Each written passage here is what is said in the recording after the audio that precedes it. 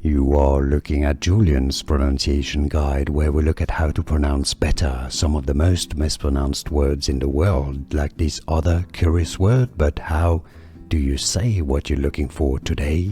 Let's learn how to pronounce this word.